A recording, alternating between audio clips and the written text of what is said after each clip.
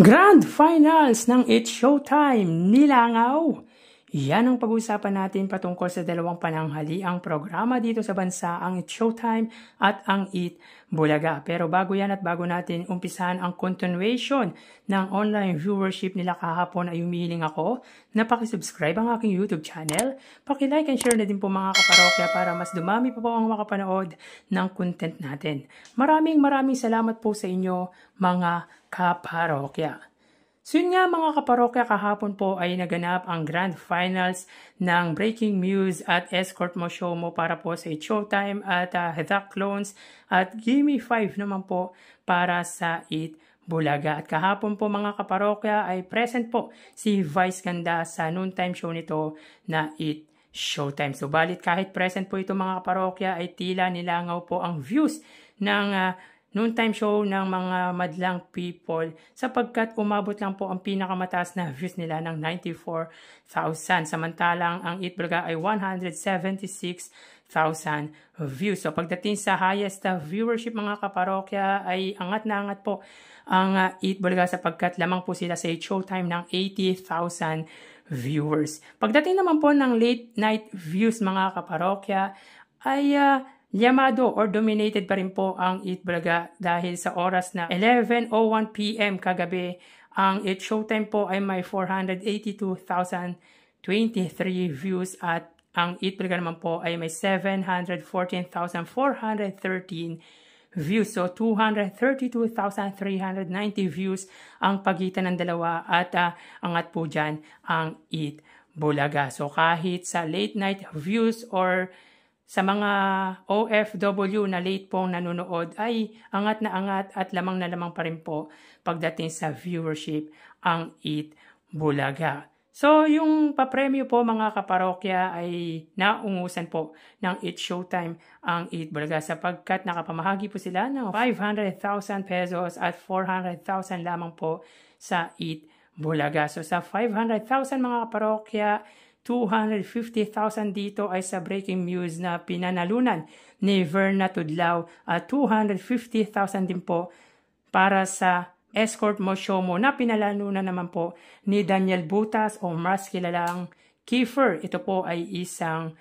vlogger. So disclaimer lang po, tig 200,000 lamang po sila pero yung 50,000 ay para naman po sa barangay. So pagdating sa pamimigay ng papremyo, big time po ang naipamahagi ng dalawang pananghaliang programa. Subalit, angat po dito ang It's Showtime. So, pagdating naman po sa TV ads na lumabas po kahapon ay 181 TV ads sa It's Showtime at 38 TV ads naman po sa Eat Bulaga. So, angat na angat po pagdating sa ads ang It's Showtime dahil alam naman po natin maraming TV stations pinag-eerehan ang It's Showtime, samantalang ang Eat Bulaga ay sariling channel or TV station ng Eat Bulaga, samantalang nakikiupa naman po ang It's Showtime. Dahilan kung bakit maraming ads na lumalabas sa It's Showtime.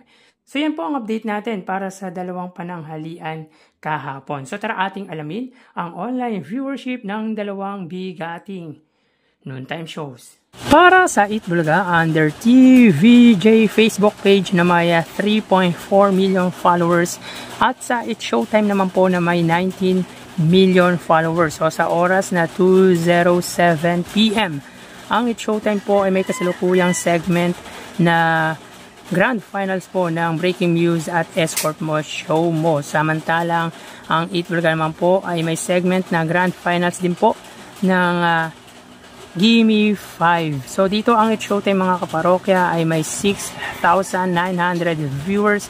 Samantalang hinahanap pa po natin ang views ng Eat Bulaga. So wait lang po tayo mga kaparokya. So yan po ang Eat Bulaga. Sila po ay may 5,500 live viewers. So again, sa oras na 2:08 PM, ang It's Showtime po ay may 6,900 viewers. Samantalang ang Eat Bulaga ay may 5,400 live viewers. So pagdating sa online viewership mga kaparokya sa Facebook rather ay angat po or lamang po ng 1,500 ang It's Showtime. So mapunta naman po tayo sa TV Network YouTube channel ng dalawang noontime shows.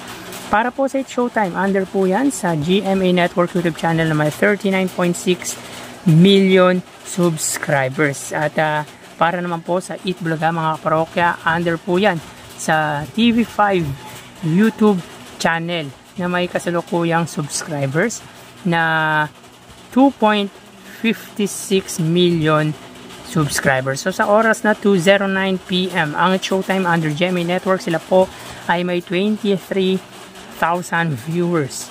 Ang Eat Bulaga under TV5 naman po, sila ay may 31,000 live viewers. So again, sa oras na 2:09 PM ang It's Showtime under GMA Network, sila po ay may 23,000 live viewers. At para naman po sa Eat Bulaga, sila po ay may 31,000 live viewers. Under po yan sa TV5.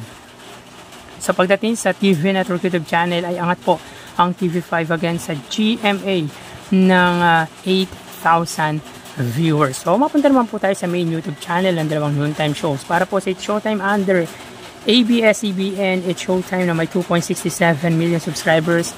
At para naman po sa Eat Bulaga under Eat Bulaga TVJ YouTube channel na may 1.61 million subscribers. So sa oras na 2:10 PM ang It's Showtime, sila po ay may 87,000 live viewers. Ang Eat Bulaga naman po, sila ay may 173,000 live viewers. So again, sa oras na 2:10 PM ang Showtime, sila po ay may 87,000 live viewers. At ang Eat Bulaga naman po ay may 173,000 live viewers. So bali, ang total na nakuha ng dalawang noontime shows ay mga kaparokya, bali ang total na nakuha ng dalawang noontime shows para po sa It's Showtime ay 117,000 live viewers.